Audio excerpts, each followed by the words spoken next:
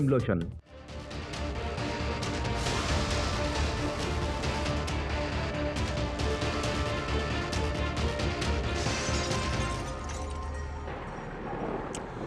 नमस्कार, DD news पर आप दो टूक देख रहे हैं। मैं हूं अशोक श्रीवास्तव। अयोध्या में राम जन्मभूमि पर राम मंदिर का निर्माण करके और रामलला की प्राण प्रतिष्ठा के साथ ही नरेंद्र मोदी ने, बीजेपी ने अपनी एक और गारंटी पूरी कर दी। 24 घंटे के अंदर प्रधानमंत्री नरेंद्र मोदी और बीजेपी ने दो बड़े काम कर डाले। पहले रामलला जो है उनकी प्राण प्रतिष्ठा हुई और दूसरी तरफ कर्पूरी ठाकुर को, जननायक, बिहार के जननायक कर्पूरी ठाकुर को, जिन्होंने पिछड़ों के लिए आवाज उठाई, उनको भारत रत्न देने का ऐलान कर दिया। बीजेपी सीटों के ऊपर अपने नाम तय कर रही है कि लोकसभा चुनाव के लिए कौन कौन उम्मीदवार होगा, लेकिन दूसरी तरफ 5 बैठकों के बाद भी इंडिया अलायंस के पास ना कोई नेता है, ना नीति है, ना कोई रणनीति है। और आज जो डेवलपमेंट हुई है उसके बाद तो यह कहा जा सकता है कि क्या इंडिया अलायंस खल्लास हो गया। यह सवाल इसलिए उठा रहा हूं क्योंकि इंडिया अलायंस के नेताओं ने आज जिस तरह के बयान दिए हैं उससे ऐसा साफ लग रहा है कि इंडिया अलायंस जो है वो बिखरने की तरफ, टूटने की तरफ बढ़ रहा है। वैसे तो इसके संकेत पहले से ही मिल रहे थे। जब इंडिया अलायंस की 5वीं बैठक हुई और ये ऑनलाइन बैठक हुई, उस बैठक में भी ममता बनर्जी ने दूरी बना ली और उसके बाद आज ममता बनर्जी ने कहा कि वो पश्चिम बंगाल की 42 सीटों पर अकेले चुनाव लड़ेंगी। यानी वो इंडिया अलायंस में अब नहीं है, सिर्फ औपचारिक ऐलान बाकी है। लेकिन अगर वो पश्चिम बंगाल की 42 सीटों पर अकेली लड़ेंगी तो सवाल यही है कि फिर अलायंस किस बात का? अलायंस है ही नहीं, वो अलायंस से बाहर हो चुकी हैं। और जब ममता बनर्जी ने ऐलान किया तो अधीर रंजन चौधरी ने क्या कहा? कांग्रेस के नेता और पश्चिम बंगाल कांग्रेस के अध्यक्ष अधीर रंजन चौधरी ने कहा ममता बनर्जी स्वार्थी नेता हैं। और जैसे ही अधीर रंजन चौधरी ने ममता बनर्जी पर हमला किया, ममता ने इंडिया अलायंस पर हमला किया। उसी समय टीएमसी के कार्यकर्ता बंगाल में हरकत में आ गए और पश्चिम बंगाल में कई जगहों से खबर आ रही है कि राहुल गांधी के पोस्टर वहां फाड़े जा रहे हैं। जी हां, बड़ी खबर है ये। राहुल गांधी के पोस्टर वहां फाड़े जा रहे हैं। राहुल गांधी जो न्याय यात्रा लेकर निकले हैं, भारत न्याय यात्रा, वह पश्चिम बंगाल में प्रवेश करने वाली है। अधीर रंजन चौधरी कह रहे हैं हमारा पूरा फोकस अब न्याय यात्रा पर है। तो अधीर रंजन चौधरी का फोकस न्याय यात्रा पर है, लेकिन दूसरी तरफ राहुल गांधी की न्याय यात्रा के पोस्टर पश्चिम बंगाल में फाड़े जा रहे हैं। और साथ साथ आज ही यह ऐलान भगवंत मान की तरफ से भी हो गया कि वो पंजाब में अकेले लड़ेंगे, कांग्रेस से उनका कोई लेना देना नहीं है। तो अगर पंजाब में आम आदमी पार्टी अकेले लड़ेगी और बंगाल में टीएमसी अकेले लड़ेगी तो सवाल यह है अलायंस है कहां, अलायंस बचा कहां? दो टूक में आज हम यही चर्चा करेंगे। 28 बन दल है, लेकिन ऐसा लग रहा है दलदल बन गया है ये। और आज यही चर्चा होगी, मान ना मान इंडिया अलायंस में घमासान, इस पर चर्चा होगी आज। इससे पहले कि आगे बढ़े, आपको कुछ बयान सुनवा देता हूं ममता बनर्जी, अधीर रंजन चौधरी के बीच किस तरह से वार प्रतिवार हो रहा है, जरा सुनिए।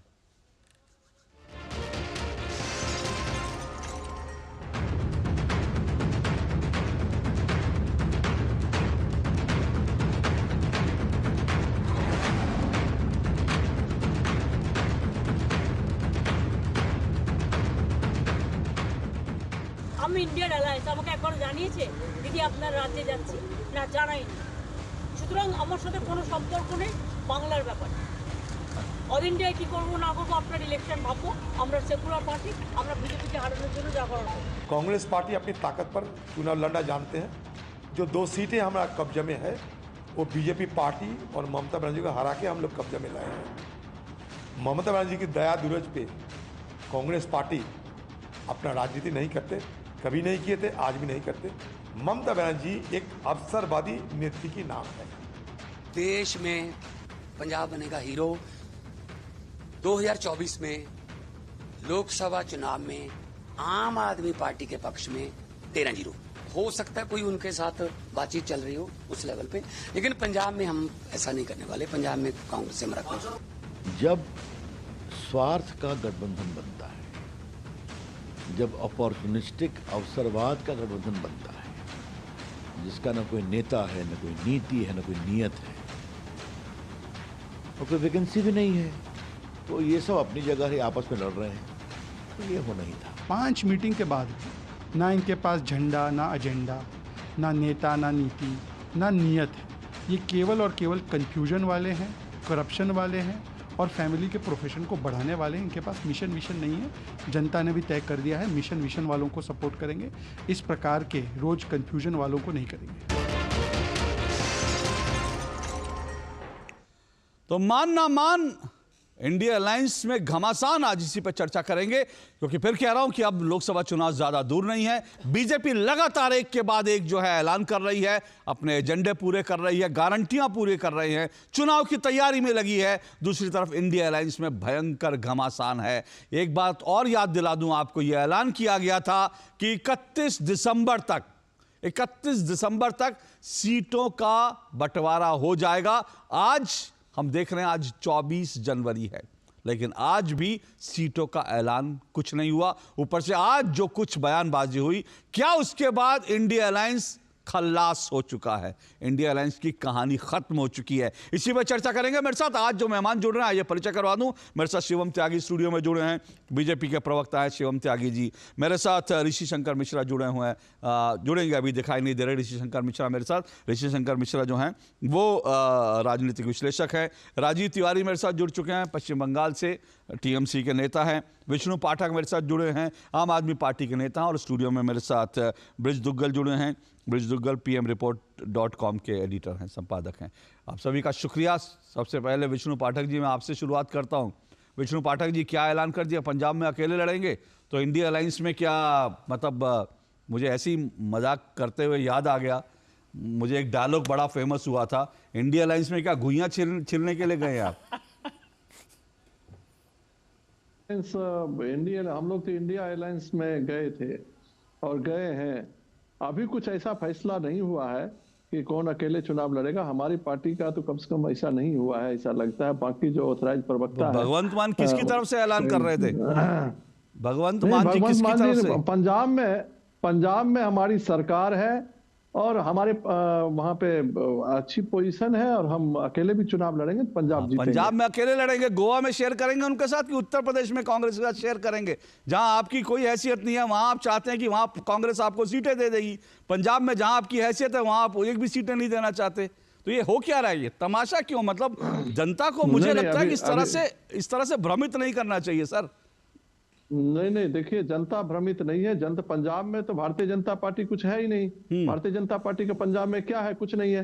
और जहां तक छोड़ के भागने वाली बात है, एक बात बताइए कि अभी मीडिया में सुन रहा हूं कि इंडी गठबंधन है क्या? इंडिया गठबंधन है और एनडी गठबंधन कह सकते हैं कि भारतीय जनता पार्टी को। लेकिन वहां भी पंजाब की जो सबसे बड़ी पार्टी थी भारतीय जनता पार्टी का, जो अकाली दल वाले चले गए, महाराष्ट्र में शिवसेना चली गई, बिहार में नीतीश कुमार जी चले गए। इस तरह से ऐसा है, जाना आना तो सबका लगा रहता है। उनके सब चले जाएं, उनके सब चले जाएं, आप भी जानते हैं, मैं भी जानता हूं, वो अकेले दम पे 303 सीटें लाए हैं, क्या फर्क पड़ता है? वो अकेले दम पर 300 सीटें भी लाएंगे। सुनिए, अगर सब छोड़ जाएंगे, मैं एक बात कह रहा हूं, देखिए बड़ी प्रैक्टिकल बात कर रहा हूं मैं विष्णु जी, अगर उनके सब छोड़ के चले जाएंगे, अकेले भी जाएंगे, वो 272 सीटें, 275 सीटें भी ले लेंगे, तो अकेले दम पे सरकार बना लेंगे। तो सवाल ये कि उनके यहां से कौन जा रहा है, मेरी बात सुनिए ना, कौन जा रहा है कौन नहीं जा रहा, फर्क नहीं पड़ता। एक बात विष्णु जी और बोलता हूं, जो आपने कहा इंडिया गठबंधन है ये, ठीक है ना, आपने ये कहा ना, मैं आपको बड़ा स्पष्ट कर दूं, पहले दिन से मेरी ये पोजीशन है, मैं इस गठबंधन को इंडिया नहीं कह सकता। क्यों नहीं कह सकता, ये मैं आज आपको समझाता हूं। क्योंकि आज ये गठबंधन बिखर रहा है। तो क्या मैं हेडिंग क्या लगाऊंगा? मैं क्या शीर्षक ये लगाऊं, इंडिया बिखर रहा है? मैं शीर्षक ये लगाऊं, इंडिया में घमासान? मैं शीर्षक ये लगाऊं कि इंडिया टूट रहा है? इसी तरह मुझे मालूम था कि इंडी गठबंधन का यही अंजाम होगा, इसीलिए मैंने पहले दिन से पोजीशन ली थी कि मैं इस गठबंधन को इंडिया कतई नहीं कहूंगा, क्योंकि अगर इंडिया कहूंगा तो मुझे यही सब बताना पड़ेगा। इंडिया गठबंधन की मुझे कहना पड़ेगा इंडिया की हार हुई, इंडिया में टूट फूट हुई, इंडिया में घमासान हुआ, इंडिया में बिखराव हुआ, इंडिया में सर फटा हुआ। मैं इंडिया को लेकर, भारत को लेकर ऐसी कोई हेडिंग नहीं लगाना चाहता, इसलिए मैंने इसको इंडिया अलायंस नाम दिया था। अब आप बोलिए। नहीं, आप एक चीज, अभी कुछ ऐसा बात हुआ नहीं है कि एकदम से बिखर गया और बन गया, और देश की जनता जिन समस्याओं के लिए परेशान है उस समस्याओं पर करेगी। दूसरी बात आपको बताना चाहता हूं कि हमने 2014 का चुनाव, हम बनारस में चुनाव लड़ रहे थे, बनारस में हमने देखा कि किस तरह से अगर वहां गठबंधन नहीं होता 2014 में, आप कह रहे हैं कि 275 सीटें या 300 सीटें अकेले दम पे, तो ऐसा बात नहीं है। वहां पर जो उत्तर प्रदेश की सबसे छोटी पार्टी है, अब तो वो भी पार्टी दो टुकड़ा हो गया, अपना दल का झंडा बीजेपी के साथ आगे अपना दल का झंडा होता था और पीछे जो है भारतीय जनता पार्टी का झंडा होता था। बिहार में हमने रामविलास पासवान जी की पार्टी को देखा, उनका 8% वोट शेयरिंग था, अगर वो बीजेपी में नहीं मिलते तो उनका भी जीत नहीं होता और बीजेपी को भी काफी नुकसान होता।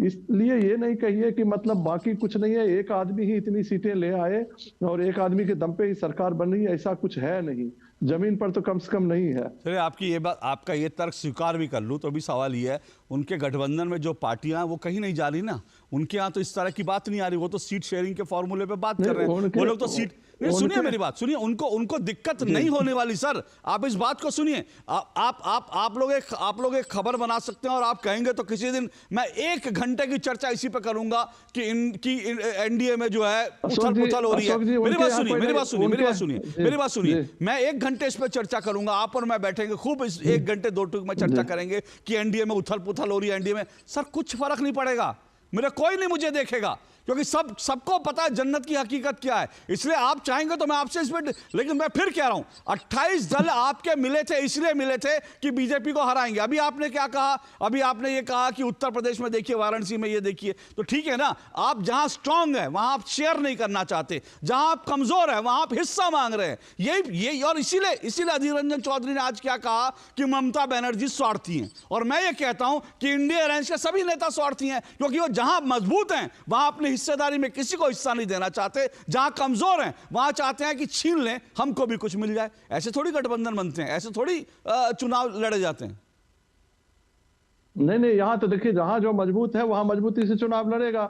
कांग्रेस पार्टी कर्नाटक में कहां आम आदमी पार्टी को सीट देगी या कहां देने जा रही है? कांग्रेस पार्टी बंगाल में हमको कहां सीट देने जा रही है? इसलिए इन चीजों में कोई बात नहीं है कि मतलब हम जहां मजबूत हैं, अगर हम सचमुच में चाहते हैं, अगर सब लोग सचमुच में चाहते हैं कि एनडीए गठबंधन की हार हो और इंडिया गठबंधन की जीत हो, तो जो जहां मजबूत है, ये फार्मूला, ये भी बात चली थी, आप लोग को तो विशेष रूप से पता होगा कि जो जहां मजबूती से चुनाव लड़ सकता था उनको सब मिलकर चुनाव लड़ना चाहिए। यही तो सर, बिल्कुल आप ठीक कह रहे हैं, आप बिल्कुल ठीक कह रहे हैं, आप बिल्कुल ठीक कह रहे हैं, आप विष्णु पाठक जी, मजबूती से चुनाव विष्णु पाठक जी आप बिल्कुल ठीक कह रहे हैं। यही बात हुई थी, यही हमने सुना था, और बात यह भी हुई थी कि 31 दिसंबर तक सीटों का बंटवारा हो जाए। लेकिन हुआ क्या, हुआ यह कि पश्चिम बंगाल के अंदर कांग्रेस 2 सीटें जीती थी, लेफ्ट के पास 0 सीटें हैं। अब ममता बनर्जी ने कहा कि वो अकेले लड़ेंगी, 42 की 42 सीटों पे लड़ेंगी, क्योंकि ममता बनर्जी ने जब कांग्रेस को कहा कि भाई तुम्हारी हैसियत 2 सीटों की है, तो कांग्रेस उसके लिए तैयार नहीं हुई। ममता बनर्जी ने कहा नहीं तैयार हो तो आप जाइए, मैं अकेले लड़ लूंगी। लेफ्ट की स्थिति क्या है, लेफ्ट के पास आज 1 भी सीट नहीं है, वो बिहार में 5 सीटें चाहते हैं। जो सीपीआई है बिहार में 5 सीटें चाहती है, 1 सीट नहीं है उसके पास, और इसी तरह से बंगाल में भी वो सीटें चाहती हैं। ममता बनर्जी बंगाल में क्यों देंगी लेफ्ट को सीटें? यही तो दिक्कत है। आप लोग कह रहे हैं जो मजबूत है वहां लड़े, लेकिन फॉर्मूला तो बनाना पड़ेगा ना, और अगर फॉर्मूला नहीं बनाएंगे तो सवाल यह है कि क्या कर लेंगे। लेकिन आपने जो मुद्दा उठाया, मैंने कहा मुझे उस पर 1 घंटे डिस्कस करने में भी कोई अर्ज नहीं है, लेकिन आज मैं शिवम त्यागी से जरूर सवाल पूछूंगा। शिवम त्यागी भाई, आपके यहां भी तो गड़बड़ हो रही है। आप अगर पासवान जी की पार्टी से समझौता नहीं करते, बिहार में आप नीतीश कुमार के साथ नहीं जाते, तो क्या आपकी इतनी सीटें आ जाती? आप शिवसेना के साथ मिलकर लड़े तभी आप महाराष्ट्र में इतना स्वीप कर पाए। अब शिवसेना आपके साथ नहीं है, अकाली आपके साथ नहीं है, तो चुनौतियां तो आपके साथ भी हैं। आप लोग भी बार बार इंडिया अलायंस में मजे लेते हो, आपकी खुद की अपनी गिरेबान में जाकी है। नहीं देखिए अशोक जी, हम कहाँ मजे लेते हैं। मैं मानता हूं कि राजनीतिक परिदृश्य में ये एक सच्चाई है कि कहीं ना कहीं जब आप चुनाव की प्रक्रिया में होते हैं या उससे पहले भी इनफैक्ट या बाद में भी, तो लगातार ऐसा होता है कि दल साथ जुड़ते हैं, दल आते हैं, दल जाते हैं, इस तरह की तमाम चीज़ें चलती रहती हैं। लेकिन एक चीज़ जो इंटैक्ट है, जो हमारा खुद का अलायंस है, जिस अलायंस को हम एनडीए कहते हैं, उस एनडीए अलायंस ने अभी पिछले दिनों चुनाव लड़े हैं। भारतीय जनता पार्टी ने मेजॉरिटी में अगर हम बात करें तो 5 राज्यों में चुनाव लड़े, उनके साथ साथी दलों ने भी लड़े। आप मुझे कोई एक खबर बताइए जहां पर ये कहा गया हो कि भाई आपस में कोई नाराजगी है, या ये कहा गया हो कि भाई राज्यों के लिए ये गठबंधन नहीं है, ये जो गठबंधन है ये सिर्फ केंद्र के लिए है, या फिर किसी एक दूसरे एनडीए के किसी एक नेता ने दूसरे एनडीए नेता को चिरकुट कह दिया हो, या फिर कह दिया ऐसे छोटे मोटे फर्जी नेता हैं, या फिर रोजाना आपस में जैसे अधीर रंजन चौधरी और टीएमसी की ममता बनर्जी लड़ रही हैं, एक दूसरे को गाली दे रहे हो, जैसे एक दूसरे के पोस्टर फाड़ रहे हो। ऐसा कुछ नहीं है हमारे बीच में।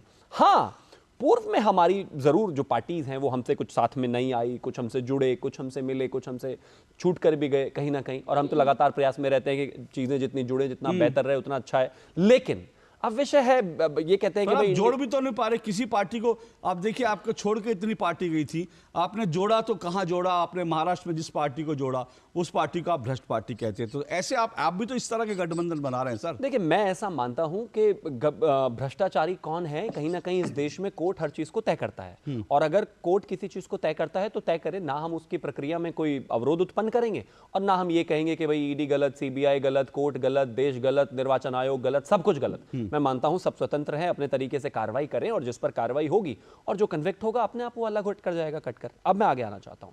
इंडिया अलायंस की जहां तक बात है, तमाम तरह की चीज़ें हुई, 3-4 बैठक हुई, बैठकों के बाद बार बार ये कहा गया कि इस बार हम जो है 1-to-1 फाइट होगी, जहां भारतीय जनता पार्टी का एक कैंडिडेट होगा, उसके सामने इंडिया अलायंस सिर्फ एक ही कैंडिडेट देगा, और इसके अलावा खड़गे जी को हम अध्यक्ष बना देंगे, बेचारों का सपना तोड़ दिया, और उसके अलावा उनको ही प्रधानमंत्री का कैंडिडेट अनाउंस कर देंगे। नीतीश जी को बीच में कन्वीनर बनाने की बात हुई थी। इतने सारे सपने एक साथ धरे के धरे रह गए। अब आप मुझे बताइए, 3-4 बार बैठक करने के बाद, करोड़ों अरबों रुपए लगाने के बाद, आज यहाँ कुल जमा इनकी ये रही कि आज वो कहते हैं कि नहीं हम साथ नहीं हैं। 2 राज्यों में तो अलग हो गए भाई। टीएमसी ने कह दिया बंगाल में इनकी कोई जगह नहीं है, बंगाल से बाहर आप गठबंधन की बात कीजिए। उधर पंजाब की भी बात हो चुकी है, और उसके हालात ये हैं कि आज राहुल गांधी अगर इसी तरीके से भारत जोड़ो न्याय यात्रा करते करते जब तक घर पहुंचेंगे, मैं नहीं मानता कि उनके अलावा और भी कोई वहां पर बचेगा। बात साफ है। अब इनसे पूछिए कि भाई इंडिया अलायंस कहां है? हवा में। इनका नेता कहां है? हवा में। जीतेंगे कहां? हवा में। परसेप्शन कहां बनी हुई है? हवा में। ग्राउंड पर तो कोई है ही नहीं ना। पर आ जाएंगे ना, ग्राउंड पे तैयारी करके आ जाएंगे। नहीं, मैं तो मानता हूं कि आना चाहिए इनको। अभी तो है, अभी तो 90 दिन बाकी है, आ जाएंगे। मैं तो आपसे पूरी तरीके से सहमत हूं, बिल्कुल आ जाएंगे। ये 29 में आज कोशिश कर रहे हैं, 34 के बाद 39 तक करते करते हो सकता है गठबंधन का कोई एक नेता दे ही दे। पूरी उम्मीद है मुझे कि 39 तक, अगले 10 साल बाद तक ये दे दे, क्योंकि 10 साल मुझे उम्मीद नहीं लग रही। 90 दिन में इस देश में गाड़ी से कोई अकेला घूम नहीं सकता, इतना बड़ा देश है ये। 90 दिन में अगर इनसे कोई 90 कैंडिडेट पूछ दे तो बता नहीं सकता। 90 दिन में ये तय नहीं कर पाए, और 90 छोड़ दीजिए, दिसंबर में इनको बताना था कि कौन कौन कैंडिडेट्स होने वाले हैं। आज हम जनवरी में भी कहां बैठे हैं, पूरा 1 महीना ओवर हो गया। कैंडिडेट्स तो बहुत दूर की बात है, कन्वेनर से लेकर और जो आने वाले समय में चेहरा होने वाला है उस तक पर कुछ बात तय नहीं हुई। विषय साफ है, क्लैरिटी है कि जिस तरीके से चीजें समझ में आती हैं, राहुल गांधी को हर एक क्षेत्रीय पार्टी बैगेज की तरह मानती है, और उन लोगों की आसपास की जो कोटरी है वो उनको जबरदस्ती बाहुबली बनाए पड़ी। सच ये है कि ग्राउंड पर इंडिया अलायंस का ना कोई आधार है, ना कोई इनको जानता है, ना कोई इनको साथ में मानता है, और देश की जनता भी जानती है कि ये एक दूसरे को बेवकूफ बना रहे हैं, बार बार मीटिंग खेल रहे, खेलते रहे, इनको शुभकामनाएं। ठीक है, लेकिन मैं इससे पहले कि एक ब्रेक पे जाऊं और उसके बाद राजीव तिवारी जी आपके पास आऊंगा, ऋषि शंकर मिश्रा भी मेरे साथ जुड़ चुके हैं, लेकिन आपकी एक बात पे मुझे बड़ी आपत्ति। आपने कहा करोड़ों रुपए फूंक डाले गए। अब कहां सर करोड़ों रुपए कहां फूके गए? जेडीयू के तो विधायक ने ये बयान दिया था, उन्होंने कहा पहले जब मीटिंग होती थी तो समोसे खिलाए जाते थे, अब तो चाय बिस्किट पे निपटा दिया, और चाय बिस्किट में तो करोड़ों रुपए खर्च नहीं होते सर। तो पिछले मुझे मेन्यू आया था मीडिया में निकलकर 1200 रुपए की चाय थी, पता नहीं वो 5-7 स्टार कौन सा स्टार होता है, हमें तो ये भी नहीं पता। गरीब लोग हैं, हमें कैसे पता होगा। लेकिन वो छोड़िए, 5 स्टार में 1500 की चाय पीते थे भैया। बताओ, 1500 की चाय 100 आदमियों को भी पिलाते होंगे। चाय में लाखों का बिल हो जाता है। आजकल हर पॉलिटिकल पार्टी के आपके भी सम्मेलन लेकिन उसका कुछ कंक्लूसिव रिजल्ट तो निकला है। रिजल्ट में निकला कि 2 लोग भाग गए। ठीक है, वो बात जरूर है कि 1200 रुपए की चाय पीने के और पिलाने के बाद भी अगर आप जो है चाय पे चर्चा करके भी कोई अगर एक मत नहीं हो पाए तो फिर ये सवाल उठता है, फिर ये तो पैसे की वेस्टेज ही है। ऐसे भी क्या चाय पिलाना कहते हैं कि चाय पर कॉफी पे बातें बन जाती हैं, दिल मिल जाते हैं। यहाँ चाय कॉफी के साथ समोसे भी थे, बिस्किट भी थे, ना दिल मिले ना दिल मिले। बहरहाल एक छोटा सा ब्रेक ले रहा हूं, ब्रेक के बाद चर्चा को आगे बढ़ाऊंगा। क्या इंडिया अलायंस खल्लास हो गया? आऊंगा इस पर ब्रेक के बाद। लेकिन ये पाइप चलेगा।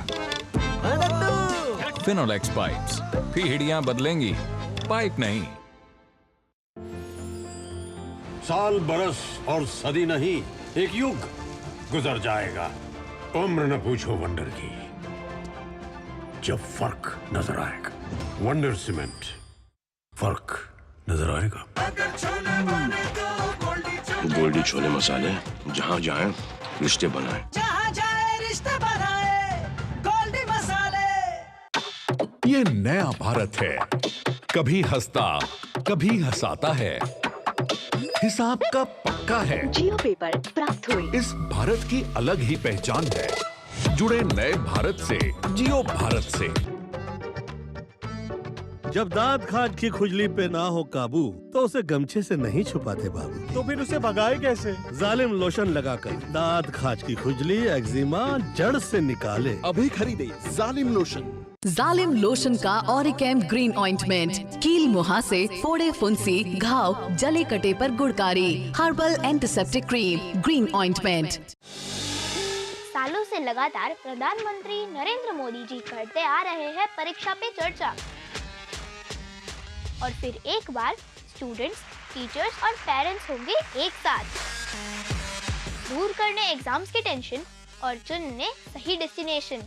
हमारे प्रधानमंत्री नरेंद्र मोदी जी के साथ आ गया है परीक्षा पे चर्चा 2024। चलो तनाव पर काबू पाते हैं, जीवन को उत्सव के रूप में मनाते हैं, परीक्षा पे चर्चा में आते हैं। अपनी क्षमता, अपनी प्रायोरिटी, अपनी आवश्यकता, अपने इरादे, थोड़ा हर अपेक्षाओं को उसके साथ जोड़िए। परीक्षा पे चर्चा 2024, 29 जनवरी सुबह 11 बजे। लाइफ में फाइनेंशियल आजादी के लिए एनपीएस जरूरी है। रिटायरमेंट में फाइनेंशियल आजादी रहे जारी, एनपीएस से आज ही करें तैयारी। एनपीएस जरूरी है। दो टूक आप देख रहे हैं और दो टूक में आज हम चर्चा कर रहे हैं इंडिया अलायंस, इंडी गठबंधन क्या खल्लास हो गया है। हम नहीं कह रहे कि खल्लास हो गया है, और लेकिन जिस तरह की बयानबाजी हो रही है इंडिया अलायंस के नेताओं में, इसलिए ये चर्चा उठ रही है। मान ना मान, इंडी गठबंधन में घमासान। ये हम क्यों कह रहे हैं? इसलिए कह रहे हैं क्योंकि आज जिस तरह से ममता बनर्जी ने जो बयानबाजी की, जिस तरह से आज अधीर रंजन चौधरी ने पलटवार किया, जिस तरह से पश्चिम बंगाल में राहुल गांधी की भारत न्याय यात्रा के पोस्टर फाड़े जा रहे हैं, उसके बाद आखिर क्या मतलब निकाला जाए।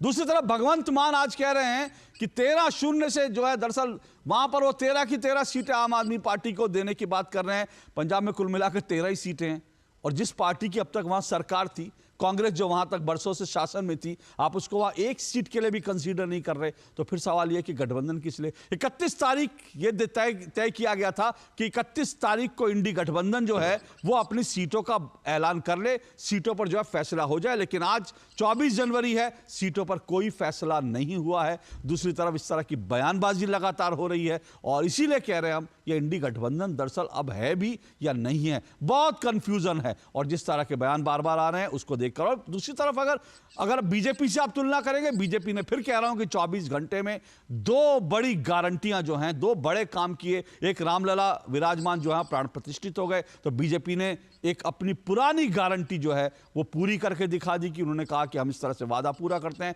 और कर्पूरी ठाकुर को, जो जननायक हैं बिहार के, उनको भारत रत्न देने का ऐलान कर दिया। एक तरह से बिहार में उन्होंने गुगली मारी। दिलचस्प बात क्या हुई, बिहार में जैसे ही ये ऐलान हुआ, नीतीश कुमार ने बाकायदा मुख्यमंत्री प्रधानमंत्री नरेंद्र मोदी को उन्होंने इसके लिए धन्यवाद दिया, और दूसरी तरफ उन्होंने परिवारवाद पर चोट की। जब वो परिवारवाद पर बिहार में चोट करते हैं तो सवाल है कि उनका निशाना कौन है। क्या उनके निशाने पर तेजस्वी यादव हैं या उनके निशाने पर राहुल गांधी और गांधी परिवार है? ये तमाम चीजें हैं जो दिख रहे हैं। और इंडिया अलायंस की इस वक्त जो सिचुएशन हम देख रहे हैं, कोई यहां गया कोई वहां गया। एक पुराना गीत है, इस दिल के टुकड़े हजार हुए, कोई यहां गिरा कोई वहां गिरा। और अब इंडिया अलायंस के लिए कहा जा सकता है इस दल के टुकड़े हजार हो रहे हैं, कोई यहां गिरा कोई वहां गिरा, कोई यहां गया कोई वहां गया, कौन कहां गया, बड़ा कंफ्यूजन है। मेरे साथ 5 मेहमान जुड़े हैं। शिवम त्यागी बीजेपी से जुड़े हुए हैं, राजीव तिवारी टीएमसी के नेता हैं, विष्णु पाठक आम आदमी पार्टी के नेता है, ब्रिज दुग्गल हैं पीएम रिपोर्ट कार्ड के संपादक, और ऋषि शंकर मिश्रा है राजनीतिक विश्लेषक। राजीव तिवारी जी, सिचुएशन अभी क्या है, थोड़ा सा क्लियर कीजिए। अभी गठबंधन में ममता दीदी हैं कि नहीं है? उन्होंने कहा 42 सीटों पर अलग से लड़ेंगे। अधीर रंजन चौधरी कह रहे हैं ममता बनर्जी स्वार्थी नेता है। तो क्या सिचुएशन क्या है? इंडिया गठबंधन जो है मजबूत रहेगा और यहाँ पर टीएमसी जो है 42 सीटों पर मजबूत है। अच्छा। और यहाँ पर भारतीय जनता पार्टी के लोग ईडी और सीबीआई के माध्यम से टीएमसी और टीएमसी के नेताओं को डरवाने का चेष्टा किए, राम मंदिर के नाम पर डरवाने का चेष्टा किए। टीएमसी के लोग राम को पूजते हैं, बीजेपी को नहीं। और जिस तरह से बीजेपी ने राम के नाम पर वोट लेने का जो चेष्टा किया, इससे हम लोग दूरी बनाए हुए हैं। रहा बात 42 सीटों का, टीएमसी 42 सीटों पर मजबूती के साथ राजीव तिवारी जी, सीटों की बात आए, आपने राम का जिक्र कर दिया। मैं तो अभी इस विषय में जा भी नहीं रहा था, लेकिन आपने जिक्र कर दिया। आप तिलक विलक लगाए हुए हैं, आप भगवान श्री राम को मानते हैं, आप बहुत बिल्कुल सनातनी हैं, इससे तो कोई इनकार ही नहीं है। लेकिन वो तस्वीरें भी मुझे याद हैं जब जय श्री राम का नारा किसी ने लगाया था और ममता दीदी गाड़ी से उतर के आई थी और कहा था चमड़ी खिंचवा दूंगी, खाल खिंचवा दूंगी। दीदी का कहना आपने कहा, मैं याद दिला रहा हूँ, मैं इस डिबेट में नहीं जाना चाहता। आपने, हम लोग जय सिया राम बोलते हैं। अच्छा, और जय श्री राम बोलेंगे तो चमड़ी खिंचवा देंगे? नहीं, जय सिया राम बोल दिए। अरे भाई, जय सिया राम बोल देते हैं, लेकिन अगर राम का अगर ठीक है जय सिया राम बोलिए, लेकिन जय श्री राम बोलने पर चमड़ी खिंचवा देंगे क्या? चमड़ी खिंचवाने कोई बात नहीं हुआ। अरे उन्होंने खुद ही कहा था। चलिए, मैंने कहा मैं आज इस डिबेट में नहीं जाना चाहता, लेकिन आपने कह दिया, इसलिए मैं सिर्फ याद दिलवा रहा था। अब आप बोलिए इंडिया अलायंस क्या कर रहा है और ममता दीदी क्या कर रही है? सीटों पर समुद्र को इतनी गरज नहीं, नदियों से जाकर मेल करे। नदियों में इतनी गर्ज पड़े तो समुद्र से आकर मेल करे। यहाँ पर टीएमसी मजबूती की तरह है और हम लोग चाह रहे हैं कि टीएमसी के साथ में जो है, जो कांग्रेस यदि मिल करके रहना चाहे और उनका 2 सीट जीता हुआ है, उस पर हम लोग वहां पर कैंडिडेट नहीं दें। लेकिन वो लोग जिद पर अड़े हुए हैं। और हमारा जो पार्टी जो है, जिस तरह से 18 सीट जीत करके भारतीय जनता पार्टी यहाँ पर 18 एमपी दिया था बंगाल में, लेकिन उन्होंने कोई काम नहीं किया। लुभावना दिया था 2019 में कि हम बंगाल में काम करेंगे, बंगाल में विकास करेंगे, बंगाल के लोगों के साथ रहेंगे। लेकिन 18 सीट लेने के बाद बंगाल में कोई विकास नहीं किया और यहाँ के गरीब मजदूरों का 100 दिन का हक जो है रुपया मार लिया। मतलब आप ये चाहते हैं बंगाल का विकास भी बीजेपी करे? बंगाल में 18 सीट ले गए, विकास करने के नाम पर वोट लिए, रुपया बांट करके गांव में वोट लिए, जनता जो है जनता को बेवकूफ बना करके वोट लिए। ये आप पब्लिक में बोलेंगे कि बीजेपी पंजाब का, बीजेपी बंगाल का विकास नहीं कर रही, तो बोलिए फिर पब्लिक को बोलिए कि भाई बीजेपी के जिम्मे है विकास करना। टीएमसी फिर मैं कह रहा हूं, टीएमसी घुइयां छीनने के लिए 2024 में जनता जो है ना, दिल्ली से जो लोग आकर के वोट लिए थे और ममता बनर्जी को जो आईना दिखाए थे, ये आईना 2024 में जो है पश्चिम बंगाल की जनता दिखा देगी। ठीक है भाई, ममता सुनिए, राजीव जी, ममता दीदी बंगाल की बहुत बड़ी नेता है, इससे कोई इनकार नहीं कर सकता, कोई इनकार नहीं कर सकता। और आपने जो कहा, आपने सुनिए, आपने जो कहा उसका मतलब साफ है, आप वहां सागर हैं तो आपको तो कोई गरज नहीं है। लेकिन दूसरी तरफ अधीर रंजन चौधरी ये कहते हैं, जब आप 2 सीटें देने की बात करते हैं तो अधीर रंजन चौधरी कहते हैं वो तो हम वैसे ही जीते हैं, हम भीख मांगने थोड़ी आ रहे हैं आपके पास। तो आप अधीर रंजन चौधरी के शब्दों में कहूं तो आप मतलब 2 सीटों की भीख देना चाहते हैं कांग्रेस को? 2 सीट तो उनका जीता ही हुआ, तो 2 सीट छोड़ करके तीसरा सीट कैसे दें? हम हर सीट पर मजबूत हैं। जहां पर 18 सीट बीजेपी ली थी वहां भी हम मजबूत हैं, और जहां पर अधीर रंजन चौधरी का 2 सीट है वहां भी हम मजबूत हैं। हम इस बार 42 में 42 सीट लेकर के आपको दिखलाएंगे कि तृणमूल कांग्रेस जो है, ममता बनर्जी जो है, यहाँ का विकास का जो झड़ लगाई है, यह झड़ जो है यहाँ की जनता जो है 42 सीट पर चुनाव जिता करके इस बार दिखा देगी कि सारा वर्ल्ड देखेगा कि ममता बनर्जी कैसा विकास की, किस विकास के रास्ते पर चले। और 42 सीटें जीतने के बाद प्रधानमंत्री कौन? ममता दीदी बनेंगी 42 सीटों के बाद, जीतने के बाद? ये हम लोग चुन लेंगे। हाँ? बैठ करके चुन लिया जाएगा। हमारे जितने एमपी हैं इंडिया गठबंधन के चुन लेंगे।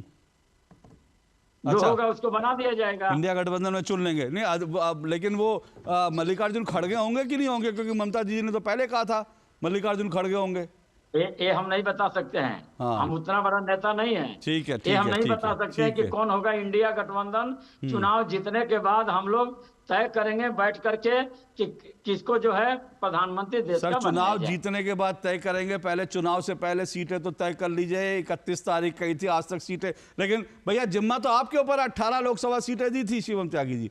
बंगाल का विकास आपने नहीं किया, अब लोग आपको थोड़ी वोट देंगे। अब तो 42 की 42 सीटें बंगाल में ममता दीदी को देंगे। देखिए मुझे ऐसा लगता है कि इससे ज़्यादा कमज़ोर तर्क तो शायद 2 टुक के इतिहास में पहले कभी किसी ने दिया ही ना हो। कहते हैं कि वो लोकसभा की 18 सीटें अगर भारतीय जनता पार्टी को दी गई हैं तो विकास जो है पश्चिम बंगाल का केंद्र को करना चाहिए। केंद्र की तमाम योजनाओं पर हम काम कर रहे हैं, केंद्र की तमाम योजनाओं को आप रोक कर बैठे हैं। आज भी जिस तरीके से आयुष्मान योजना को आप रोक कर बैठे हैं और तमाम तरह की बातें उस पर करते हैं, खैर उसको भी छोड़ दीजिए। बावजूद उसके बंगाल का विकास तो हम करेंगे ही। अगली बार जब विधानसभा चुनाव जीतेंगे उसके बाद हम ही करेंगे, क्योंकि आप तो नहीं कर पाएंगे। आप तो नहीं कर रहे हैं, आप तो इस चीज पर ध्यान ही नहीं दे रहे। और ये कहते हैं कि 15 साल बाद। अब देखिए पहले एक चीज बड़ी इंटरेस्टिंग इन्होंने कही, 15 साल बाद आपको मौका मिलेगा। 15 साल बाद सोचिएगा। आज आप मान तो रहे हैं ना मौका मिलेगा। 15 को घटाकर 2.5 हम कर देंगे, ये हमारी जिम्मेदारी। आप ये मान रहे हैं? नहीं, आपने कहा कि हमें मौका मिलेगा। मैं आपकी इस बात से पूर्णतः सहमत हूँ। समय हम कम कर देंगे और ज्यादा मेहनत करेंगे, दिन रात मेहनत करेंगे। खैर मैं बस एक ही चीज आपसे कहना चाहता हूँ, देखिए जिस तरीके के हालात बने हैं, जिस तरीके की चीजें इंडिया अलायंस में बनी है, जिस तरीके का माहौल बना है, मतलब लड़ेंगे 42 की 42 सीटों पर ममता बनर्जी, लेकिन 42 की 42 जीतने के बाद फिर इंडिया अलायंस के साथ मिलकर प्रधानमंत्री बनाएंगे। ये इस देश को बेवकूफ बनाना बंद करिए भैया। ये जो खिचड़ी पकाने का आपने कोशिश किया था, प्रयास किया था, ये विफल है। हवा में है आप लोग। ये जो आपके आसपास कुछ एडवाइजर्स बैठे हुए हैं उनको बदलने का समय है। ये मैं ऑन ए सीरियस नोट, देखिए एक मिनट रुकिए राजीव जी, ऑन ए सीरियस नोट, ये जो राजीव जी कह रहे हैं ना, देखिए यही भाव हर जगह पे है। अरविंद भगवंत मान चाहते हैं कि 13 की 13 सीटें वो लड़ें। राजीव जी कह रहे हैं कि टीएमसी 42 की 42 सीटें लड़ेगी। अखिलेश यादव चाहते हैं कि 80 की 80 सीटें वो लड़ें। ये भाव क्यों है ये भी समझ लीजिए आपको अच्छी तरह से, क्योंकि उसके बाद इनको अभी भी लगता है, मुझे नहीं मालूम है तो खैर देश की जनता तय करेगी, इनको अभी भी लगता है कि हम लोग लड़ लेंगे मर लेंगे पर जनता तो हमको जिता देगी। जब जिता देगी सीटें होंगी वो प्रधानमंत्री पद के उतने नजदीक होगा। तो अभी जो है सीटों के बंटवारे में टांग खींचेंगे, उसके बाद जीत गए तो प्रधानमंत्री पद के लिए टांग खींचेंगे। ममता दीदी कहेंगे 42 सीटें मेरे पास है, लेकिन खुदा ना खास्ता अखिलेश यादव अगर यूपी की 42 की बजाय 43 सीटें जीत गए, जो आज की तारीख में कोई संभावना नहीं दिख रही है, लेकिन फिर वो कहेंगे कि हां अब तो प्रधानमंत्री पद का दावेदार मैं हूं। कांग्रेस चाहती है सबसे ज्यादा सीटें उसको मिल जाएं, क्योंकि वो बाकी पार्टियों से कहेगी देखिए हम सबसे बड़े हैं, राहुल गांधी हमारे प्रधानमंत्री होंगे। तो ये जो सिर्फ फुटौल है ना, ये इसीलिए है क्योंकि कोई नेता नहीं, कोई नीति नहीं, कोई रणनीति नहीं। हाँ शिवम बोलिए जल्दी। देखिए मैं वही कहता हूं बार बार, ना सूत ना कपास और जुलाहों में लट्ठम लट्ठा। अगर सबको अलग अलग लड़ना ही है तो कोई भारतीय जनता पार्टी ने आपको फोर्स नहीं किया है जबरदस्ती ये देश को दिखाने के लिए कि हम 28 मिल गए, हम 30 मिल गए, हम 32 मिल गए, हम जो है 450 सीटों पर एक ही कैंडिडेट देंगे। इस तरीके का माहौल बनाने की जरूरत ही नहीं है। हम तो शुरू से कहते हैं कि आप अकेले लड़ेंगे, हम तो शुरू से कहते हैं कि कांग्रेस को कोई देखने को भी राजी नहीं है। और अगर कांग्रेस को हर राज्य में इस तरीके से डेसिमेट करके 0 पर ला दिया जाएगा तो वो क्या करेंगे? वो कोई बास्केटबॉल फुटबॉल खेलने के लिए तो नहीं है। राहुल गांधी कोई परफेक्ट मतलब प्रोफेशनल स्विमर तो नहीं है कि वो हमेशा स्विमिंग ही करते रहेंगे। भाई राजनीति है। आप मुझे एक चीज बताइए, भारतीय जनता पार्टी या फिर एनडीए जिस तरीके से लगातार आप भी देख रहे हैं, पिछले 1 साल से लगातार हम काम कर रहे हैं लोगों के बीच में, और इस बात को मैं नहीं कह रहा हूं, केसी त्यागी कहते हैं कि भारतीय जनता पार्टी ऑलरेडी जहां तक पहुंच चुकी है, हम बहुत पीछे हैं, हमें चीजों को कहीं ना कहीं कोलेटरली इकट्ठा होकर आगे बढ़ाना चाहिए। लेकिन जो माहौल इनका रहा है, जो सिचुएशंस इनकी रही हैं, जो रणनीति इनकी रही है कि पहले 4 महीने देश को गुमराह रखो कि हम सारे के सारे इकट्ठे होकर चुनाव लड़ेंगे, लास्ट के 1 महीने में आकर कह दीजिए कि नहीं नहीं हम इकट्ठे नहीं लड़ रहे, हम अलग अलग लोग लड़ेंगे और जो सबसे ज्यादा सीटें लाएगा वो प्रधानमंत्री बन जाएगा। ये देश है भाई, ये बनाना रिपब्लिक थोड़ी ना है। राजीव जी 2019 में भारतीय जनता पार्टी पुलवामा में आतंक मचा करके जो है झूठ मूठ। राजीव तिवारी जी मेरे डिबेट शो में कम से कम देश विरोधी बयान मत दीजिए, मैं अभी आपको नमस्ते कर दूंगा। नहीं, मैं सुनिए, मैं इस मामले में राजीव तिवारी सुनिए एक मिनट, इनकी आवाज नीचे कीजिए, इनकी आवाज नीचे कीजिए, इनकी आवाज नीचे कीजिए। राजीव तिवारी इस तरह का बेशर्मी भरा बयान मेरे डिबेट में कम से कम कोई ना दिया करे, कोई ना दिया करे मेरे डिबेट में इस तरह का बेशर्मी भरा बयान। जिस आतंकवादी घटना को पाकिस्तान कह रहा है कि हमने करवाया, आप उस आतंकी घटना को कह रहे हैं कि भारत से हुई। आप लोगों को शर्म आनी चाहिए, इसीलिए जनता आपको उठा के कूड़ेदान में फेंक देती है जब आप लोग आतंकवाद के ऊपर राजनीति करते हैं। राजीव तिवारी, जो पश्चिम बंगाल में हो रहा है, आपको शर्म आनी चाहिए। आज आप राहुल गांधी के पोस्टर फाड़ रहे हैं, उससे पहले महिलाओं का बलात्कार टीएमसी के लोग करते थे, और आज आप ज्ञान देते हैं लोकतंत्र पर, आतंकवाद की बात करते हैं।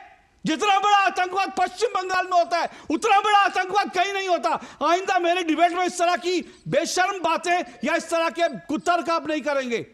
मैं बड़ा जिम्मेदारी से कह रहा हूं, क्योंकि इस तरह से आतंकवाद के मुद्दे पर अगर किसी को राजनीति करनी हो तो कम से कम मेरी शो में नहीं करे। आप जाइए प्राइवेट चैनल में, आप बैठिए सत्यपाल त्यागी के साथ और करिए वहां पर राजनीति, लेकिन मेरी शो में इस तरह से बेहुदा कुतर्क नहीं चलेगा।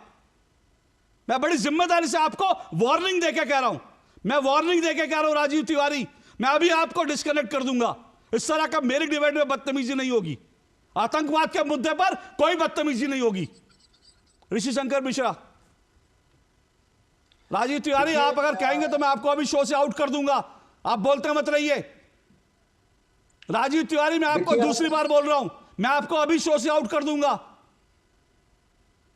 या आप खुद चले जाइए, खुद चले जाइए। अगर इस तरह की बेशर्मी करनी है तो मेरे शो में इनकी आवाज नीचे रहने दीजिए, जनता इनको देखे, इनकी आवाज ना सुने। आज मैं इनको दिखाता हूं इस तरह की बेशर्म डिबेट अगर मेरे चैनल पे करना चाहते हैं तो। ऋषि शंकर मिश्रा, ये इंडिया अलायंस में हो क्या रहा है? देखिए अशोक जी, मेरा ये मानना है कि एनडीए गठबंधन ने, खासकर बीजेपी ने इंडिया गठबंधन पे लीड ले चुकी है। और आपने बिल्कुल सही कहा, जो आपका जो पोस्टर है आज की डिबेट का, उसमें जो मंडल और कमंडल का जो बीजेपी ने बेहतरीन फ्यूजन तैयार किया है, उसका मुझे नहीं लगता है कि इंडिया गठबंधन के पास फिलहाल कोई जवाब दिख रहा है। और आज जो डेवलपमेंट हुआ है वो इंडिया गठबंधन के लिए बिल्कुल सही नहीं है। जो बीजेपी चाह रही थी उसी चीज को इंडिया गठबंधन के तमाम जो घटक दल हैं, चाहे वो ममता बनर्जी हो, चाहे वो आम आदमी पार्टी हो, वो करके दिखाया है। आज बीजेपी बहुत खुश होगी। देखिए, चिंता का सबब एनडीए बीजेपी के लिए था। आप शिवम त्यागी माने न माने, विगत 2 सालों में 4 ऐसे चुनाव बीजेपी हारी है, हिमाचल से लेके कर्नाटक, तेलंगाना। और तो ये मानना होगा आपको कि बीजेपी को हराया जा सकता है, लेकिन बीजेपी का जो अभी पॉपुलैरिटी है वो चरम पे है। और बीजेपी को हराने के लिए यूनाइट ऑपोजिशन की जरूरत है, और यूनाइट ऑपोजिशन के तहत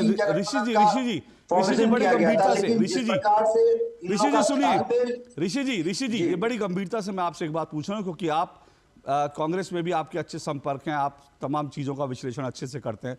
मैं बड़ी गंभीरता से समझना चाहता हूं, जो बात आप समझ रहे हैं, हम समझ रहे हैं, अगर बीजेपी को हराना है तो गठबंधन को एक साथ आना पड़ेगा ना। आप अकेले लड़के बीजेपी को राष्ट्रीय स्तर पर नहीं हरा सकते। आपने हिमाचल में हरा लिया, ठीक है, कर्नाटक में आपने हरा लिया, लेकिन अगर आप लोकसभा चुनाव लड़ेंगे अकेले बीजेपी को हरा नहीं पाएंगे। ये देश का आम आदमी समझता है, लेकिन यहां पर क्या दिक्कत हो रही है, ये बात इंडिया अलायंस के नेता क्यों नहीं समझ पा रहे, जो आप और हम समझ रहे हैं? देखिए, अब हर पॉलिटिकल पार्टी का ये ईगो प्रॉब्लम है। हर पार्टी अधिक से अधिक सीटों पे चुनाव लड़ना चाहती है, और ये नहीं समझती है कि उनके जो नंबर 1 दुश्मन है बीजेपी है। यदि आपको बीजेपी को हराना होगा तो यूनाइट ऑपोजिशन आपको 400 से ऊपर सीटों पे उम्मीदवार उतारना होगा। आप देखिए, बिहार में आप शिवम भाई ने बिल्कुल सही कहा, बिहार में नीतीश कुमार काफी नाराज है, और नीतीश कुमार जिस प्रकार से सीट शेयरिंग में देरी हो रही है उससे जेडीयू काफी नाराज है। उसी तरह महाराष्ट्र में देखिए, महाराष्ट्र में अभी तक ये सीट शेयरिंग फाइनल नहीं हुआ है, कि एनसीपी, शिवसेना और कांग्रेस कितने सीटों पर लड़ेगी। उसी तरह बंगाल में आज ममता बनर्जी ने क्लियर कर दिया। पंजाब में यदि ये गठबंधन हो जाता तो एनडीए गठबंधन पे भारी पड़ती इंडिया गठबंधन। उसी तरह दिल्ली में देख लीजिए, दिल्ली में यदि आप वोटिंग परसेंटेज आप देख लीजिए, कांग्रेस और आम आदमी पार्टी को यदि मिला दीजिए, हालांकि मेरा ये मानना है कि अर्थमेटिक के साथ केमिस्ट्री भी होना जरूरी होता है चुनाव जीतने के लिए। लेकिन यदि वोट परसेंटेज को मिला दीजिए 2019 के हिसाब से तो वो भी बीजेपी एनडीए गठबंधन में भारी पड़ता। लेकिन इन तमाम जो एलायंस पार्टनर है इंडिया गठबंधन का, शुरू से ही देखिए फ्रॉम पटना टू आप जितने भी जो बैठकें हुई है उसमें कोई तालमेल मुझे देखने को नहीं मिल रहा है। ममता बनर्जी चाह रही थी कलकत्ता में इंडिया गठबंधन, आज भी आपने देखा कि ममता बनर्जी ने ये कही कि राहुल गांधी का जो भारत जोड़ो न्याय यात्रा है बंगाल से गुजरने वाली है। कोई कोऑर्डिनेशन टीएमसी और कांग्रेस के बीच में नहीं है। जब इन दो पॉलिटिकल पार्टी जो बंगाल में मिलकर चुनाव लड़ती है उनके बीच कोई कोऑर्डिनेशन नहीं है। सर आप बिहार में कोई कोऑर्डिनेशन नहीं है। कोऑर्डिनेशन की ऋषि शंकर जी आप कोऑर्डिनेशन की बात कर रहे हैं। बंगाल में आज राहुल गांधी के पोस्टर फाड़े गए हैं और ये कहा दिया गया कि कलकत्ता के आसपास जो है वहां पर राहुल गांधी के पोस्टर, प्रशासन की ओर से ऐसी जानकारी है, प्रशासन को आदेश दे दिए गए हैं कि भारत न्याय यात्रा के राहुल गांधी के वहां पोस्टर नहीं लगने चाहिए। तो आप ये सोचिए कि ये कड़वाहट इस हद तक है, पोस्टर फाड़े जा रहे हैं, राहुल गांधी के पोस्टर नहीं लगेंगे। तो फिर किस बात का अलायंस है, किस बात का गठबंधन है कि आप अपने राज्य में सीट नहीं देना चाहते? और सीट तो देना नहीं चाहते, वो एक अलग बात है। आप वहां पर कांग्रेस के नेता का पोस्टर तक स्वीकार आपको नहीं है, पोस्टर तक स्वीकार नहीं। इसका मूल कारण है अशोक जी, इसका मूल कारण है कि आज तक इंडिया गठबंधन में कोई संयोजक अपॉइंट नहीं हुआ। कोऑर्डिनेशन क्षेत्रीय पार्टियों से कौन कौन करेगा ये डिसाइड नहीं हुआ। बिल्कुल पार्टी की तरफ से चलिए मैं एक छोटा सा ब्रेक ले रहा हूं ऋषि शंकर जी, मैं छोटा सा ब्रेक ले रहा हूं। ब्रेक के बाद इस डिबेट को आगे बढ़ाऊंगा। आ रहा हूं जल्दी से, क्या इंडी गठबंधन खलास हो जाए, आऊंगा इस ब्रेक के बाद। साल बरस और सदी नहीं, एक युग गुजर जाएगा। उम्र न पूछो वंडर की, जब फर्क नजर आएगा। वंडर सीमेंट, फर्क नजर आएगा। अब लोन प्रोसेसिंग में इतनी देरी, ये सब ना तुमसे नहीं होगा। लो तुम ही कर लो। देखो तुम इधर आओ। क्या बात? फाइनेंशियल एसेट्स का प्रमाण देना है, इस वजह से लोन अटका है। देखो अकाउंट एग्रीगेटर से जुड़ो। अकाउंट एग्रीगेटर बैंक इत्यादि के पास उपलब्ध आपकी वित्तीय जानकारी को आपकी स्पष्ट सहमति से ऋण देने वाली वित्तीय संस्थाओं से साझा करता है। पापा, it is so easy. RBI कहता है जानकार बनिए, सतर्क रहिए। मोदी सरकार की गारंटी, भारत होगा गरीबी मुक्त। 5 सालों में 13 करोड़ 50 लाख लोगों को गरीबी से बाहर निकाला। हमारा संकल्प विकसित भारत। लाइफ में फाइनेंशियल आजादी के लिए एनपीएस जरूरी है। रिटायरमेंट में फाइनेंशियल आजादी रहे जारी, एनपीएस से आज ही करें तैयारी। एनपीएस जरूरी है। जालिम लोशन का ऑरिकैम ग्रीन ऑइंटमेंट, कील मुहासे, फोड़े फुंसी, घाव, जले कटे पर गुड़कारी, herbal antiseptic cream, green ointment. लेकिन ये पाइप चलेगा। फिनोलेक्स पाइप्स, पीढ़ियां बदलेंगी, पाइप नहीं। दो टुक आप देख रहे हैं। दो टुक में हम सवाल उठा रहे हैं कि इंडिया अलायंस जो है वो खल्लास हो गया है, इसलिए हम कह रहे हैं क्योंकि जिस तरह के बयान आ रहे हैं, पश्चिम बंगाल में राहुल गांधी के पोस्टर फाड़े जा रहे हैं। अधीर रंजन चौधरी कह रहे हैं कि ममता बनर्जी जो है स्वार्थी नेता है, ममता बनर्जी कह रहे हैं अकेले लड़ेंगे। पंजाब में भगवंत मान कह रहे हैं अकेले लड़ेंगे। तो फिर सवाल यह कि गठबंधन किस नाम करेगा, इन सब पर चर्चा कर रहे हैं। 5 मेहमान मेरे साथ जुड़े हैं। ब्रिजमोहन दुग्गल मेरे साथ है pmreport.com से। ब्रिज जी, मैं ये जो इस वक्त जो देश का माहौल है, एक तरफ मंडल कमंडल की राजनीति बहुत चलती थी ना 90 के दशक में। आज तो बीजेपी ने, नरेंद्र मोदी ने मंडल को भी साध लिया, कमंडल को भी साध लिया। एक तरफ राम लहर, दूसरी तरफ कर्पूरी ठाकुर को जो है भारत रत्न देने का ऐलान कर दिया। और जो राम लहर देश में चल रही है, उसके बाद आपको लगता है कि इंडिया अलायंस में ये बिखराव जो है वो कहीं उनको स्टैंड भी कर पाएगा? इससे पहले मैं राम लहर के बारे में कुछ कहूँ, अशोक जी, सही में हम सारे लोग यहाँ बैठे हैं, क्या सच में हम में से किसी को ये लगता है कि ये गठबंधन कभी था भी, अस्तित्व में था भी? सिर्फ बैठक हुई और ये मान लिया गया कि गठबंधन हो गया, इंडिया जो भी नाम देना चाहें दे दिया। क्या वो अस्तित्व में आ पाएगा, वो मजबूती के साथ लड़ पाएगा? क्या हम में से किसी को भी इस बात को लेके हम खुद से पुख्ता थे क्या? कम से कम मैं तो नहीं था, मैं कम से कम 22-23 साल से पत्रकारिता कर रहा हूँ, मुझे ये कभी नहीं लगा। देखिए, इस देश में सिर्फ एक ऐसा गठबंधन रहा है जो जिसे मैं कामयाब मानता हूँ, वो था आपातकाल के बाद जेपी के नेतृत्व में जो सिंहासन खाली करोगी जनता आती है, वो एक गठबंधन था जिसने कि हटा दिया था, पूरी तरीके से कामयाब रहा था। उसके बाद कौन सा ऐसा गठबंधन रहा है जिसने कि पूरी तरीके से कामयाबी हासिल की हो? और उस गठबंधन का भी अंजाम यही हुआ था कि वहां पर सिर फुटा हुआ हुए थे, वहां भी 5 साल नहीं चली, बिल्कुल नहीं चली थी। अब आज की स्थिति में बात करते हैं। आप देखिए, ये बात हिंदुस्तान ही नहीं पूरी दुनिया मानती है कि मोदी जी की लोकप्रियता कितनी है। कोई आसपास है क्या? जब आप आज की राजनीति 75 की राजनीति से बहुत आगे बढ़ गई है। आज आप नायक को वोट देते हैं और इस देश में लोगों के जनमानस में आज, मैं पूरी जिम्मेदारी के साथ बोल रहा हूं, कि मोदी बसे हुए हैं। आप कैसे मोदी का मुकाबला करेंगे? आप इंडी गठबंधन की बात कर रहे हैं, गठबंधन तो छोड़ दीजिए, आप मोदी के खिलाफ आपके पास चेहरा कौन है यही बता दीजिए। भाई, जब मैं घर से जाता हूं, 2 तरीके के वोटर होते हैं अशोक जी। एक डेडिकेटेड वोटर जो कांग्रेस के पास भी है, टीएमसी के पास भी है, बीजेपी के पास भी है। एक होता है फ्लोटिंग वोटर जो ऐसे होता रहता है, वो बहुत डिसाइडिंग फैक्टर होता है। और पिछले 10 साल से, पिछले 2 इलेक्शन से हम देख रहे हैं कि वो मोदी के साथ जा रहा है, मोदी के साथ जा रहा है। तो जब वो देख रहा है कि इंडी गठबंधन तो सीटों की संख्या तो छोड़ दीजिए, बैठक में संयोजक का नाम तक तय नहीं कर पा रहे हैं, वो क्या करेगा? बीजेपी के साथ ही जाएगा ना वो।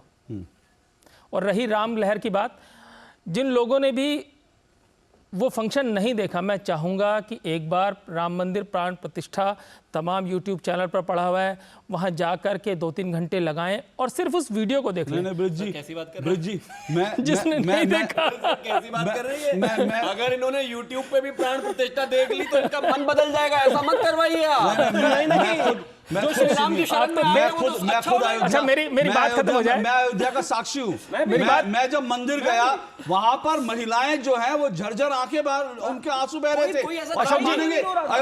अयोध्या में कटआउट लगा था, वो प्रधानमंत्री नरेंद्र मोदी का कटआउट लगा था। कुछ लोग आए, वो कटआउट लेके चले गए। मैंने पूछा लोगों ने कि क्या कर रहे हो? बोले इनकी पूजा करेंगे।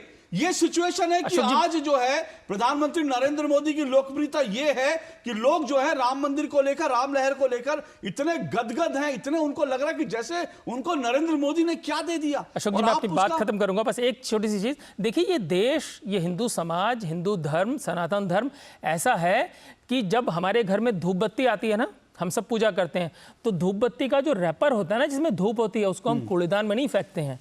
जब अखबार में प्रभु श्री राम का चित्र होता है ना, तो उसको हम कूड़ेदान में नहीं फेंकते हैं, कबाड़ी वाले को नहीं देते हैं, वो बहुत लंबे अरसे तक एक जगह रखा रहता है। और इससे बड़ी बात, एक बात समझ लीजिए, राम इस देश के समाज में, सनातन में ऐसे देव हैं जो जिंदगी भर तो हमारे साथ रहते ही हैं। जब इंसान का परलोक गमन होता है ना, तब भी ये कहा जाता है कि राम नाम सत्य है। अब अगर इसको जो लोग नहीं समझ पा रहे हैं, तो उनको तो मैं यही कह सकता हूं कि हे प्रभु श्री राम इनको सद्बुद्धि दे। बिल्कुल सही बात है। मैं एक और ब्रेक ले रहा हूं, ब्रेक के बाद आऊंगा विष्णु जी आपके पास, हाँ ऋषि शंकर जी आपके पास भी आऊंगा, राजीव जी आपके पास भी आऊंगा। उम्मीद करूंगा कि आप तर्क से अपनी बात रखेंगे इस ब्रेक के बाद। लेकिन ये पाइप चलेगा। फिनोलेक्स पाइप्स, पीढ़ियां बदलेंगी, पाइप नहीं। ये नया भारत है, कभी हंसता कभी हंसाता है, हिसाब का पक्का है। जियो पेपर प्राप्त हुए। इस भारत की अलग ही पहचान है। जुड़े नए भारत से, जियो भारत से। भाई तो मान ही नहीं रही। कहा ना, अभी दूसरा बच्चा नहीं करना। क्यों नहीं करना अभी? एक तो घर वालों ने परेशान कर रखा है, ऊपर से तुम समझती नहीं। सुनती हो, पप्पू मिला था। पप्पू कह रहा था कि जब तक हमारी बिटिया 2 साल की नहीं हो जाती, तब तक हम दूसरे बच्चे की प्लानिंग ही नहीं करेंगे। क्यों भाई? अरे बच्चों के भविष्य के लिए। कल को बच्चा कितना होनहार होगा, ये पहले 2 साल में ही तय हो जाता है, क्योंकि 80% मानसिक विकास तो उसका उसी समय होता है। तभी तो माँ बाप उसके साथ खेलते कूदते हैं, बातचीत करते हैं, उसको कहानी सुनाते हैं। ये चाय क्या ठंडी है भाई? हाँ, दूसरा भी अभी हो गया तो दोनों पे ध्यान कौन देगा? समझ गए चाचा जी। अरे समझ गए, शर्म नहीं आता तुमको? दूसरे के घर का बात सुनते हो। बच्चों में अंतर उनके विकास और माँ की सेहत के लिए जरूरी है। तब तक कंडोम का इस्तेमाल हर बार। बच्चों में अंतर बनाए उनकी लाइफ बेहतर। ग्रामीण अर्थव्यवस्था के संरक्षक agriculture insurance company of India.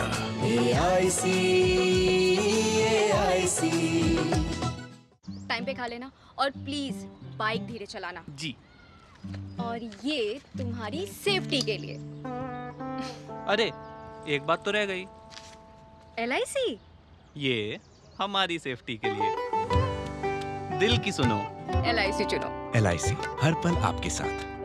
Supreme के 9000 से भी ज्यादा प्लम्बिंग एंड ड्रेनेज प्रोडक्ट्स और वाटर टैंक्स बने हैं quality raw materials and innovative design से। सुप्रीम टोटल पाइपिंग सोल्यूशन, जीवन भर का साथ।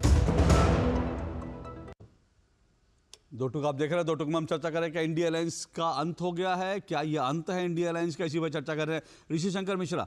सवाल ये कि ऐसे कैसे लड़ेंगे, राम लहर है ऊपर से, यहाँ पर जो है कहर ही कहर है, कैसे लड़ेंगे ये इंडिया अलायंस? आप म्यूट पर हैं ऋषि जी, आप म्यूट पर हैं। दुगल साहब ने जो ये कहा कि इंडिया गठबंधन का संयोजक कौन है, तो भैया एनडीए का भी कोई संयोजक नहीं है। और एनडीए का जो 2-3 महीने पहले जो बैठक हुई है, उससे पहले 14 के बाद कोई बैठक भी नहीं हुई थी। एक बात अशोक जी ने भी बिल्कुल सही कहा कि क्या बिहार में एनडीए के जितने अलायंस पार्टनर हैं उनके बीच सीट शेयरिंग का फाइनल हो गया। संयोजक की जरूरत है। कुछ दिन पहले ही मकर संक्रांति को जीताराम मांझी, उपेंद्र कुशवाहा और चिराग पासवान चिंता जाहिर कर रहे थे, उनके आवास पे बैठक होती है। क्या नीतीश कुमार एनडीए में फिर से आएंगे? तो बेचारे ये जो 3 अलायंस पार्टनर, छोटे छोटे अलायंस पार्टनर, वो कहाँ जाएंगे? महाराष्ट्र में क्या शिंदे साहब कितने सीटों पे लड़ेंगे, क्या ये तय हो चुका है? शरद पवार के जो भतीजे हैं फिलहाल बीजेपी के साथ हैं, वो कितने सीटों पर लड़ेंगे अजीत पवार? तो तमाम एनडीए में भी नहीं हुए हैं, लेकिन एनडीए में तमाम जो छोटे छोटे पार्टनर है, इसलिए नहीं बोल रहे क्योंकि बीजेपी की जो पॉपुलैरिटी है चरम पे है और नरेंद्र मोदी उनके नेता है, नरेंद्र मोदी डिलीवर कर रहे हैं। और जहां तक इंडिया गठबंधन की बात है, ऋषि जी एक बड़ा फैक्टर तो ये है ना कि एनडीए के पास दुनिया का सबसे लोकप्रिय नेता है, संयोजक भले ही नहीं है, उसके पास दुनिया की सबसे बड़ी पार्टी है, उसके पास दुनिया का सबसे बड़ा कैडर है। ये फर्क है ना। तो आप कैडर खड़ा करिए, आप नेता बना दीजिए, कुछ तो लेकर आइए। देखिए, मेरा ये मानना था कि अभी बात से अशोक जी भी सहमत होंगे कि इंडिया गठबंधन यदि यूनाइट हो जाती और साउथ से लेके और खासकर नॉर्थ इंडिया में यदि संयुक्त रूप से उम्मीदवार यदि इंडिया गठबंधन उतारने में सफल होती तो 2024 का लड़ाई बहुत इंटरेस्टिंग होता। राम मंदिर और ये कर्पूरी ठाकुर के जो भारत रत्न देने के बावजूद भी मैं मानता हूँ बिहार में, मैं आज भी मैं मानता हूँ बिहार में इनकी स्थिति ठीक नहीं है बीजेपी की, उसी तरह बंगाल और महाराष्ट्र में भी इनकी ठीक नहीं है और साउथ में आप देख ही रहे हैं। लेकिन जिस प्रकार से फटोवल इंडिया गठबंधन के अलायंस पार्टनर के बीच है, तो 2024 का जो बीजेपी के लिए राह आसान, ये खुद इंडिया गठबंधन के अलायंस पार्टनर कर रहे हैं और 2024 में मुझे लगता है कि बीजेपी फिर आसानी से सरकार बना। ओके, मैं एक छोटा सा ब्रेक ले रहा हूं जल्दी से, उसका विष्णु पाठक और राजीव जी और शिवम जी आपके पास आऊंगा आखिरी उसके लिए कमेंट के लिए इस ब्रेक के बाद। जालिम लोशन का ऑरिकेम ग्रीन ऑइंटमेंट, कील मुहासे, फोड़े फुंसी, घाव, जले कटे पर गुड़कारी, herbal antiseptic cream, green ointment. Goldiee छोले मसाले, जहाँ जाए रिश्ते बनाए, जहाँ जाए रिश्ते बनाए, गोल्डी मसाले। सुप्रीम के 9000 से भी ज्यादा प्लम्बिंग एंड ड्रेनेज प्रोडक्ट्स और वाटर टैंक्स बने हैं quality raw materials and innovative design से। सुप्रीम टोटल पाइपिंग सोल्यूशन, जीवन भर का साथ। पिताजी, हम कभी जे घर में पाइप क्यों नहीं लगाए? पिताजी, जे घर जी मैंने लगाया था। कब? जब दिसंबर बबलू हुआ करता था। और कब तक चलेगा जी? बेटा, अब ये दिसंबर का तो नहीं पता, लेकिन ये पाइप चलेगा। फिनोलेक्स पाइप्स, पीढ़ियां बदलेंगी, पाइप नहीं। साल, बरस और सदी नहीं, एक युग गुजर जाएगा। उम्र न पूछो वंडर की, जब फर्क नजर आएगा। वंडर सीमेंट, फर्क नजर आएगा। सुप्रीम के 9000 से भी ज्यादा प्लम्बिंग एंड ड्रेनेज प्रोडक्ट्स और वाटर टैंक्स बने हैं quality raw materials and innovative design से। सुप्रीम टोटल पाइपिंग सोल्यूशन, जीवन भर का साथ।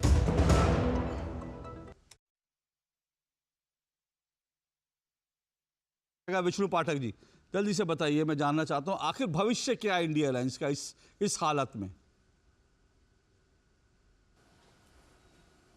राजनीतिक चुनाव रणनीति से लड़ा जाता है। हम लोग एनडीए सरकार की जो नाकामयाबी है, देश पर जो कर्जा है वो 4 गुना बढ़ा है। 55-60 लाख करोड़ से 200 लाख करोड़ से ज्यादा कर्जा हो गया। रिजर्व बैंक का पैसा, जो रिजर्व पैसा था, वो भी खत्म हो गया। सरकारी कितनी कंपनियां भी की, उस पे हम लोग चुनाव लड़ेंगे। हम लोग जो महंगाई है, महंगाई बढ़ा हर क्षेत्र में, चाहे वो दवाई हो, चाहे वो सीमेंट का हो, चाहे वो सरिया हो, चाहे वो अनाज हो, इस पे चुनाव लड़ा जाएगा। चुनाव को अच्छा। दूसरी बात यह है कि जहां तक अभी धर्म की बात हुई कि उन्होंने स्थापित कर दिया, पिछले 2600 वर्षों से जिस पीठ ने, जिस हिंदू की सर्वोच्च पीठ ने हिंदुओं को हिंदू बनाकर रखा 2600 साल के, 2014 में तो हम आप हिंदू बने नहीं है, तो उनको उनके साथ जो दुर्व्यवहार हुआ, उस पीठ को जो अनदेखा किया गया, वो भी पब्लिक के डोमेन में है। बिल्कुल सही कह रहे हैं, पब्लिक के डोमेन में है। विष्णु पाठक जी आप बिल्कुल सही कह रहे हैं। हम अभी हिंदू नहीं बने 2014 से पहले, लेकिन 2014 से पहले हिंदुओं का क्या हश्र होता था ये मत भूलिए किस तरह से। और 2014 क्यों अभी महाराष्ट्र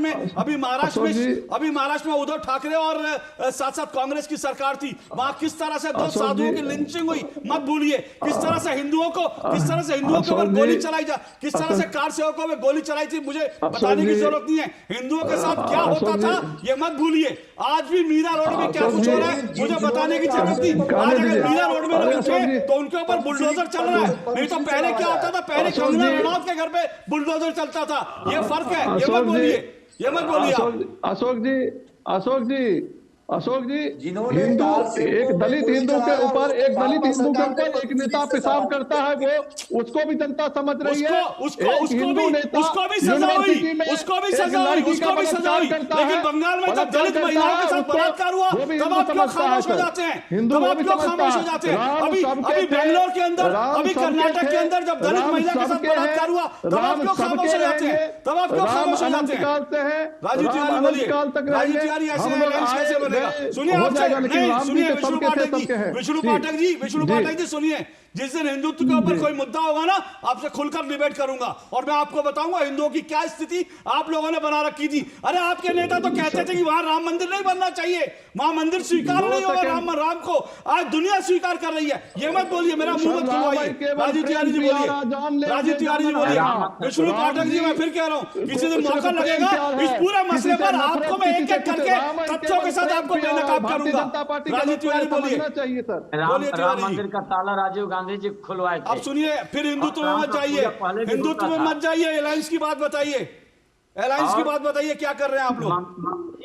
एलायंस का बात है कि ममता बनर्जी जो है विकास के नाम पर वोट मांगेगी, जनता के बीच में जाएगी और 42 में 42 सीट लेकर के बंगाल में मजबूती की तरह उभरेगी और इंडिया एयरलाइंस का जो है सबसे बड़ा शक्तिशाली नेत्री के रूप में उभरेगी। ओके शिवम त्यागी भाई, लड़ाई झगड़े, लेकिन सब दावे अभी भी हैं, बयान अभी भी है कि हम मिलकर लड़ेंगे। स्ट्रैटेजी आपकी सरकार कई मोर्चों पर नाकाम रही और इसलिए उन मोर्चों को जो है हम ये मुद्दे उठा करके इंडिया अलायंस को उम्मीद है कि वो आपको हराएंगे। देखिए मुझे लगता है कि कांग्रेसी राज्यों में जरूर कुछ परेशानियां इन्होंने मोदी जी की जो नीतियां हैं उनको लेकर रही, लेकिन कांग्रेस के प्रवक्ता ने कहा कि भाई अनाज को लेकर हम जो है चुनाव लड़ेंगे। ठीक है भैया, हम आम आदमी पार्टी ने कहा 80 करोड़ लोगों को जो है हम राशन देते हैं, आप आ जाइए हमारे राज्य में, आपका स्वागत है। आपने कहा दवाइयों को लेकर रहा, मोदी की दुकान यानी कि जन औषधि केंद्र से आपको सस्ती दवाइयां खरीदवाएंगे 90% तक, आ जाइए हमारे राज्य में, बेहतर होगा आपका। सीमेंट को लेकर कहा उसकी जरूरत ही नहीं है, हम आपको घर बना कर देंगे पक्का भाई, आ जाइए, हम इस पर लड़ने के लिए तैयार है। बीमारी के लिए कहा हम आपको देंगे आयुष्मान कार्ड बनाकर, बिजली को लेकर कहा हम सोलर की ऑलरेडी योजना शुरू कर रहे हैं। अब आते हैं भगवान श्री राम का आशीर्वाद, भगवान श्री राम का, मुझे अंत में मुझे डिबेट आगे नहीं बढ़ानी, भगवान श्री राम बात करने दीजिए। भगवान श्री राम का आशीर्वाद, आदरणीय प्रधानमंत्री जी का नेतृत्व, लीडरशिप, हमारे सोशल वेलफेयर के काम, जनता का अटूट विश्वास और हमारा 10 साल का ट्रैक रिकॉर्ड, हम ये लेकर चुनाव में जा रहे हैं। आप क्या लेकर चुनाव में जा रहे हो आप जानते हैं, लड़ाई झगड़ा, सर फुटबॉल, एक दूसरे को गालियां। आपको शुभकामनाएं। चलिए वक्त मेरे पास इतना ही, लेकिन अंत में एक ही बात कहूँ, क्योंकि सारी चीजों का जवाब मैं नहीं दूंगा, शिवम त्यागी है, लेकिन कम से कम एक झूठ जो अभी बोला आपने विष्णु पाठक जी, वो मैं बता देता हूं। सरकारी कंपनियों की बात हो रही थी, ये कहा गया था LIC जो है बिक गई। आज LIC का फायदा जो है, LIC का जो शेयर है देखिए, और आज हांगकांग के शेयर बाजार को भारतीय शेयर बाजार ने पीछे छोड़ दिया है। तो कम से कम जो चीजें बोलिए तर्क के साथ बोलिए, तथ्यों के साथ बोलिए। लेकिन फिलहाल आज मेरे पास समय इतना ही है। बहुत बहुत शुक्रिया मेरे सभी मेहमानों का। 2 टूक में कल आपसे मुलाकात होगी। नमस्कार। 2 टूक के प्रायोजक थे वंडर सीमेंट इस्तेमाल कीजिए, फर्क नजर आएगा। जालिम लोशन, दांत खाज खुजली से तुरंत आराम।